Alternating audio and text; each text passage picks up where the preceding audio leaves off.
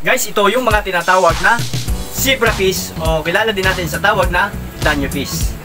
Kung paano sila i-gender or kung paano identify yung babae o lalaki sa mga danyo fish, ay yan ang isi-share ko sa inyo ngayon. Hello mga kapisda! Welcome to Jerry's Aquatics.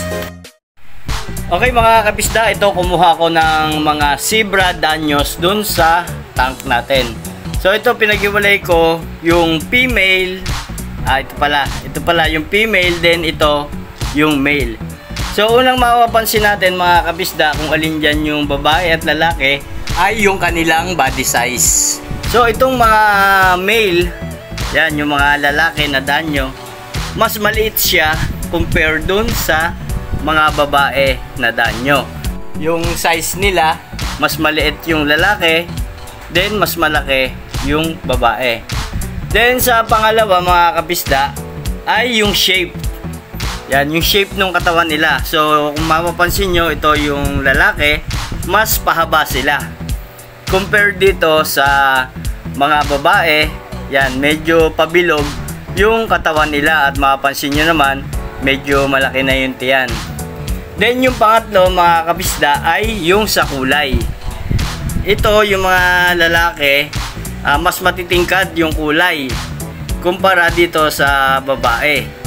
At sa number 4 mga kapisda ay yung pinaka behavior nila.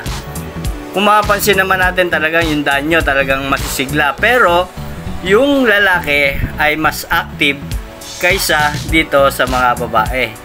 Then yung panglima mga kapisda na mas mapapansin nyo rin at mas makikita nyo mabuti na babae yung danyos natin ay yung stripe sa kanilang katawan.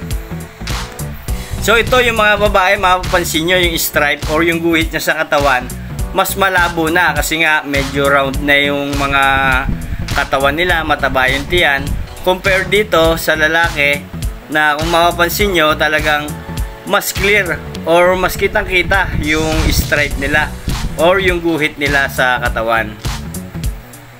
Okay, so ayun mga kapisda, at yan lang yung tinitignan ko para malaman ko kung ano yung babae o lalaki dun sa zebra danyos natin. And guys nga pala, pagka kasi mga maliliit pa sila, hindi pa natin na makikita masyado kung alin yung babae o lalaki.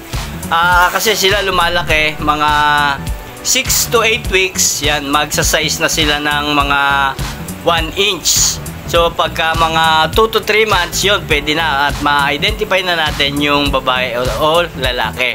And guys, kung magbe-breed naman kayo, mas maganda paabutin nyo muna sila ng mga 7 months yun. Mas magandang i-breed pagka 7 months na sila kasi talagang malalaki na yung tiyan niya, yung mga tiyan nila, at marami na silang iitlog. Okay mga kapisda, at sana din nasagot ko yung comment ng co-hobbyist natin. At hanggang dito na lang mga kapisda. Kung hindi ka pa nakapalo ay pakipalo mo na para sa mga susunod ko pang video. At kung may tanong ka ay pa-comment na lang dyan at sasagutin ko din yan batay sa napag-aralan at na-experience ko na rin. Okay mga kapisda, happy peacekeeping!